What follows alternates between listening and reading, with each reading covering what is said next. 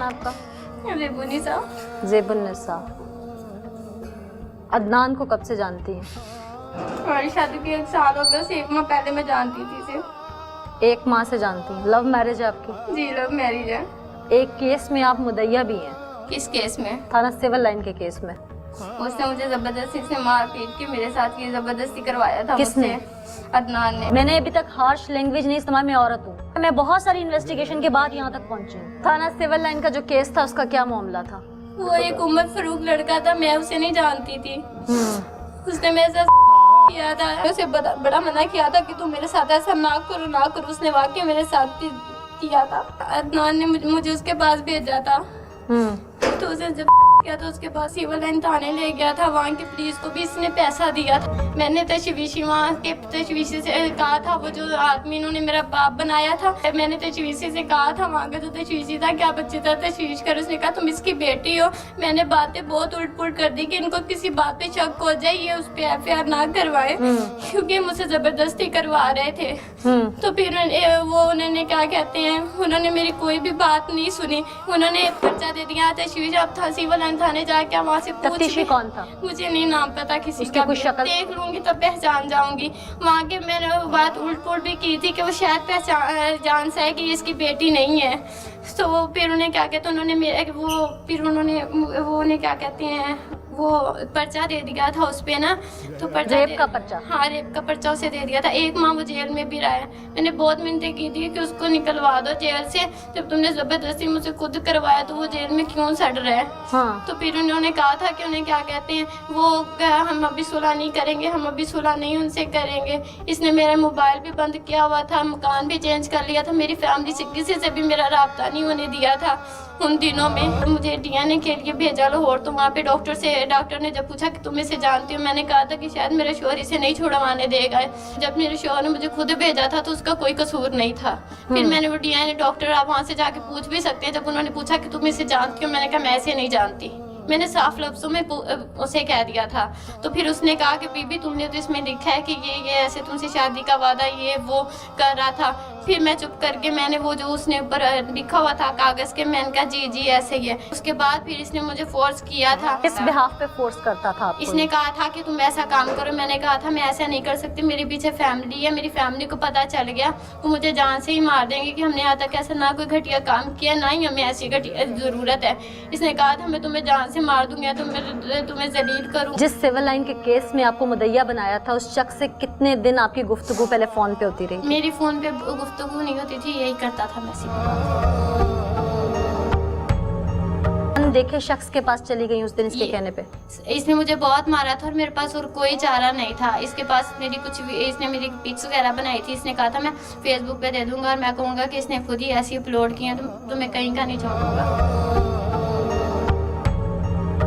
इसने मेरे साथ बहुत ज्यादतियां की। मैं तो कहती हूँ इसे जिंदगी भर भी जेल से मत छोड़ना। आप थाने में खुद क्यों नहीं चीख के बोली कि मेरे साथ ज्यादती हो रही है? वालदा तक आपकी रसाई नहीं थी, फोन बंद था आपका, पुलिस के पुलिस वाले इनके साथ है तो मैं क्या करती? जब मैंने तशवीशी को साफ लफ्जों में कह दिया था ये जो असलम मेरा बाप बना पड़ा है, इससे आप पूछे कि मैं इसकी बेटी हूँ कि नहीं। अदनान से कैसे मुलाकात हुई थी आपकी? मैंने शादी की थी ना तो उनकी डेथ हो गई थी, पटवारी थे, उनकी पेंशन वगैरह भी नहीं मिली। वो इधर जाती थी AC के दफ्तर में, अबूजर लीडर था। अपने ना मामा की फाइल आज से 2 साल पहले तक की बना के रखी है। इतनी ने साइन वगैरह कर दिए थे। इसने ना मामा से कहा कि आप ना मुझे अपनी बेटी का रिश्ता दो, मैं फिर पेंशन के कागज भेजूंगा।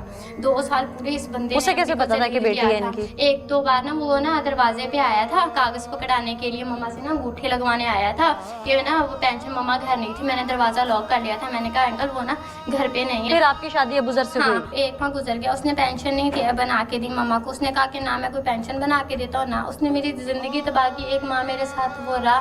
फिर उसने उन्हें क्या कहते हैं, फिर उसने मुझे डिवोर्स दे दी। उसने कहा तुम लोग मेरा कुछ भी नहीं बिगाड़ सकते, मेरी नौकरी है, मैं आदमियों को जानता हूँ, मैं तुम्हें नशर करूंगा। उसके पास मेरी तस्वीरें पिक्स वगैरह थी। उसने फिर वो वापस घर आता रहा। उसने 1-2 बार मेरे साथ ताल्लुक रखा। हाँ उसने 1-2 बार या फिर मैंने अपनी वालदा को बताया, फिर हम लोग, वो मान नहीं रहा था कि मेरी बीवी है। फिर हम लोगों ने वहाँ पे इधर हासिलपुर में इसके खिलाफ भी दी थी कि ये मेरे साथ ना करता रहा, ऐसा करता रहा। फिर इसने वहाँ पे अपना निकाह नामा, पिक्स वगैरह सारा कुछ वहाँ पे दिया। अदनान को गो थ्रू किसने किया था? ਦਫ਼ਤਰ 'ਚ ਬੈਠੇ ਸਾਂ, ਸਾਜਿਦ ਦੇ ਦਫ਼ਤਰ ਤੇ ਨਾ ਇਹਨਾਂ ਨੇ ਇਹੀ ਗੱਲ ਕਹੀ, ਅਸੀਂ ਸਾਨੂੰ ਨਾ ਤੂੰ ਦੇ ਲਿਖ ਕੇ, ਤੂੰ ਤੇਰੀ ਪੈਨਸ਼ਨ 'ਚੋਂ ਮਿਲੇ ਹਿੱਸਾ, ਕਿ ਹਿੱਸਾ ਦੇ ਸਾਨੂੰ? ਸਾਨੂੰ ਹਿੱਸਾ ਦੇ। ਕੌਣ ਕੌਣ ਸੀ ਉੱਥੇ ਬੈਠਾ ਉਸ ਵੇਲੇ?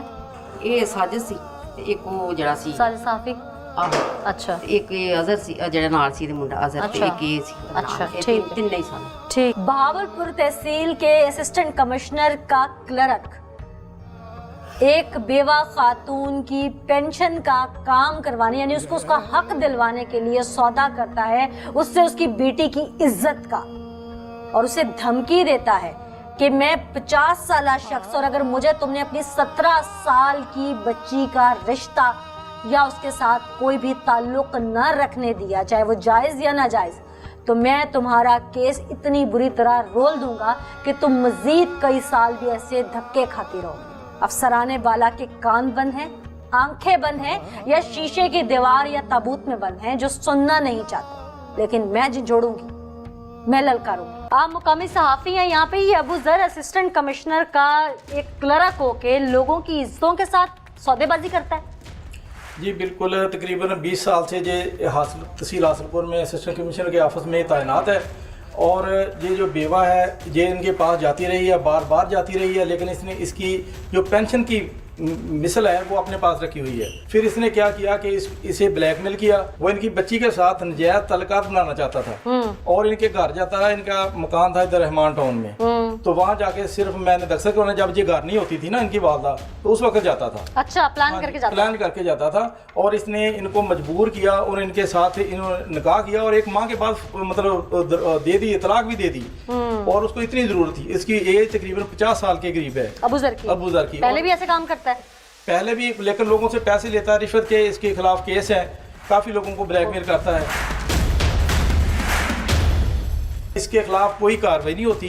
क्या डीसी से लेके एसी तक सब मिले हुए हैं इसके साथ? बिल्कुल सब मिले हुए हैं जी। इनके खिलाफ जब भी हम आवाज उठाते हैं तो ऊपर से हमें मतलब दबाव डाला जाता है, फोर्स किया जाता है, जो सियासतदान है जी। जहाँ मामूली से क्लर्क के लिए कोई सियासतदान क्यों जोर डालेगा? बात समझ नहीं आई मुझे।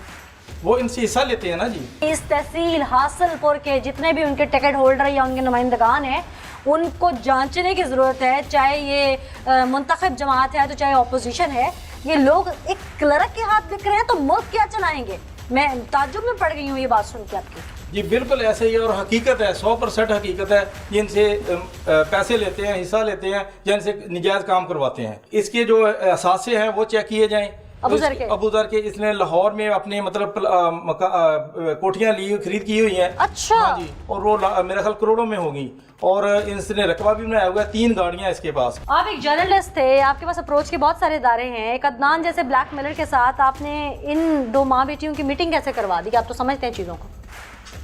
ये वैसे ही बैठे हुए थे जी, तो उन्होंने कहा जी हम बहावलपुर से वो आए थे किसी गाड़ी के सिलसिले में, उनकी कोई गाड़ी थी इधर, उस सिलसिले में आए थे। तो उन्होंने कहा जी हम इनका काम करवा देंगे, हमारा वकील भी अपना है, फ्री वकील करके देंगे, तो हम इनका फ्री केस लड़ेंगे। आप अदनान को पहचान नहीं सके? मेरी उसके साथ इतनी मुलाकात नहीं थी। अजहर हमारे हासिलपुर का था, वो उसके साथ ही आया था जी। अजहर को जानते थे कि पहले से क्या करता है? अजहर का इतना पता था कि उसका एक शोरूम है जी। नाजरीन, किसी को नहीं छोड़ेंगे, एक एक को बाहर निकालेंगे ताकि ऐसा कोई गिरोह दोबारा फन ना फैला सके।